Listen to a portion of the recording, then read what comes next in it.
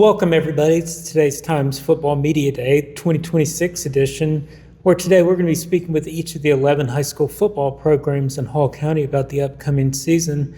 I'm sports editor Bill Murphy, joined here by my dedicated sports writer David Friedlander.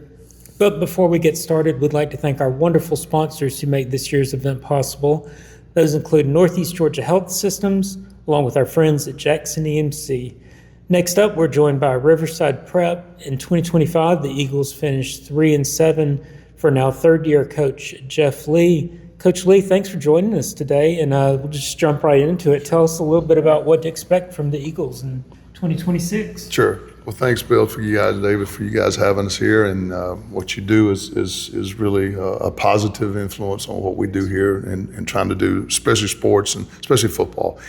We're excited about where we are now. Like I said, this is our third year. Going into our third year, we feel like we've got a good nucleus of guys who have played quite a bit of football over the last stretch of 3 years. So we think that, we went 3-7 last year, as you spoke, and we felt we were 2 plays away from being 5-5 and hopefully in the state playoffs. So we feel like that with the ones we have returning and then some of the new guys we've added that, we're definitely a lot better than 3-7. So the expectations are, J.J. Blackwell will be a 4-year starter in some positions, but he's a 3-year starter for us. We're expecting a heavy load of him offensively and defensively. So, guys like him returning and playing is why we think we're going to be a lot better. So that kind of brings you to my question here. Like you said, tremendous strides forward last year, and like you said, a couple of games that could have gone either way. Right. What do you feel is going to be the biggest key to kind of getting over that, taking that next step?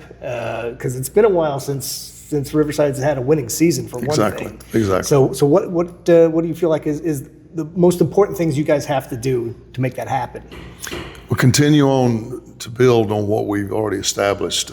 We are what I call a speed-based program.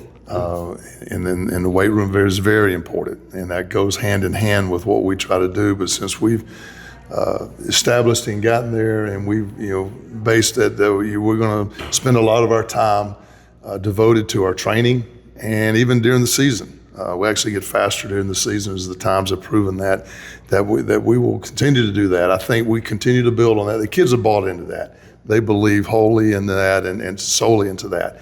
And I think that is the cornerstone of what has really helped us. May not be the biggest, especially up front, but what we run offensively requires, guys to be fast. And the same thing on defense. So I think we continue to build on that, and just the fundamentals of what we do, our play is going to continue to get better.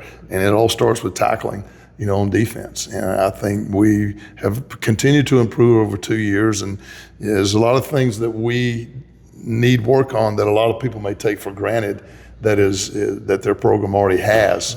But it's something that we will continue to build on. But those 2 items, tackling on defense and our speed program that we've had have been a tremendous asset, and we'll continue to do that.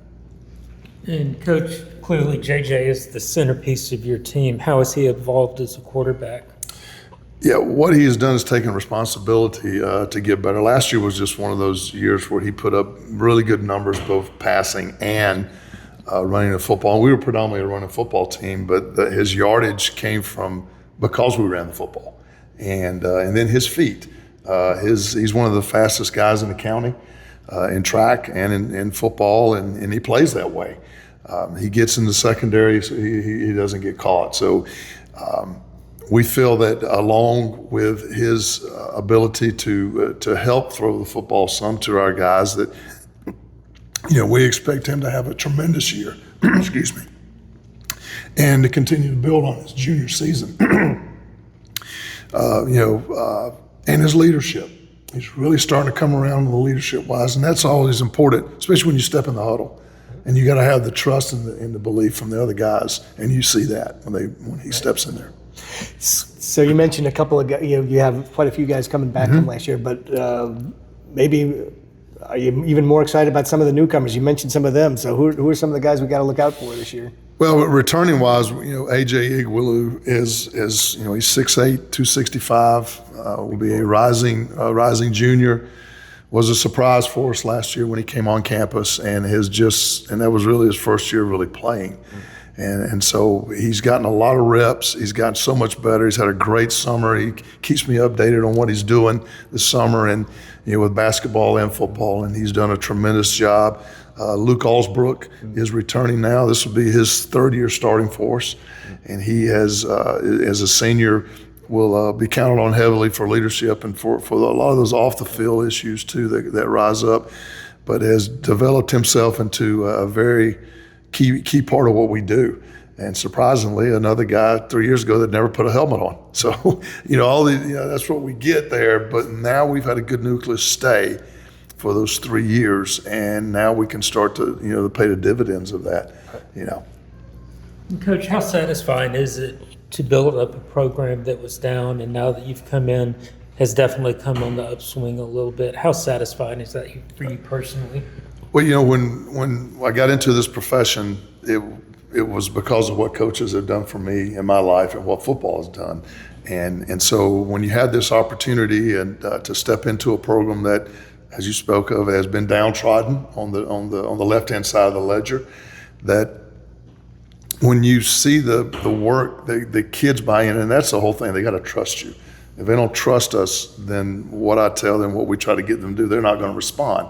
So that was the first thing that we got in there, is build that trust, get them to trust us and trust me.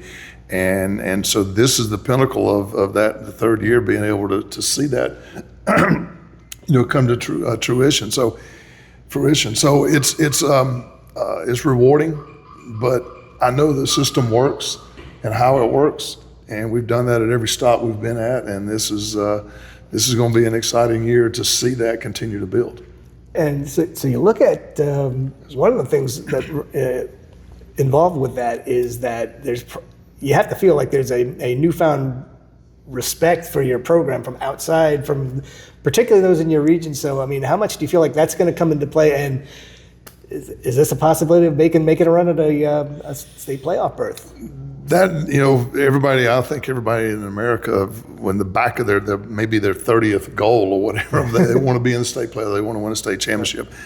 For us right now is to continue to improve on those fundamentals that we talked about, and that's going to take care of itself. But you asked the question, in our region, it used to be when we were doing the scheduling, about every one of our teams wanted to move to play early, and to play us early in the season.